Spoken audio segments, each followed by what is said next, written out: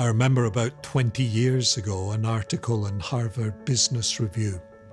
It was by Andrew Stark, pointing out that 90% of US business schools teach business ethics.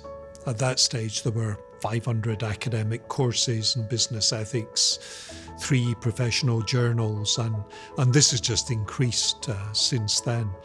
The thing Stark pointed out was that much of this stuff is irrelevant to or not considered by business managers.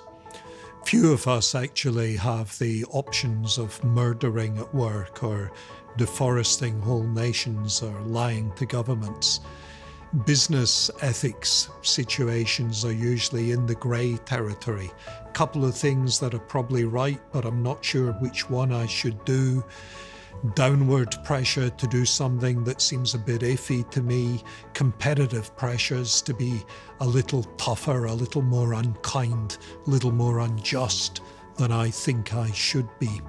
So a thought I have there is that instead of going straight to the business ethics journals, we need to look to business itself for clues on how to do ethics.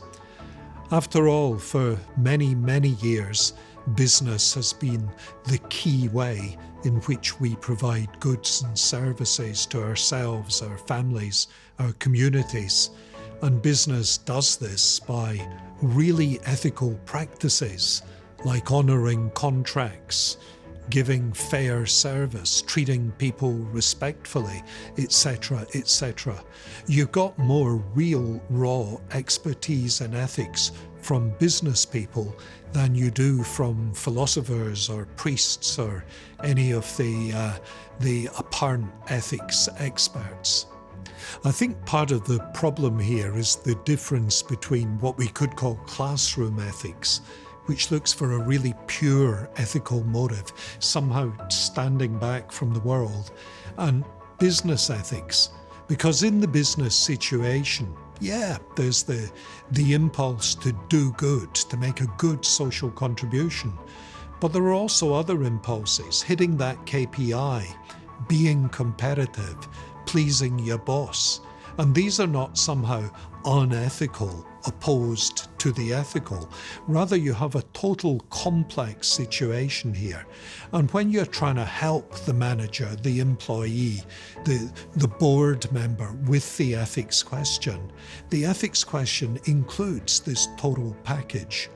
So probably rather than the grand ethics narrative, what we're looking at is perhaps a more minimalist, a more moderate approach towards business ethics.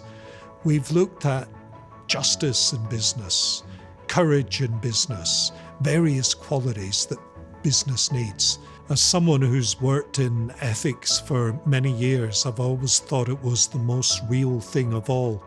But I now have to acknowledge sometimes we are pretty idealized. And I suppose what I've been saying today is it's important, with the help of business, to keep ethics real.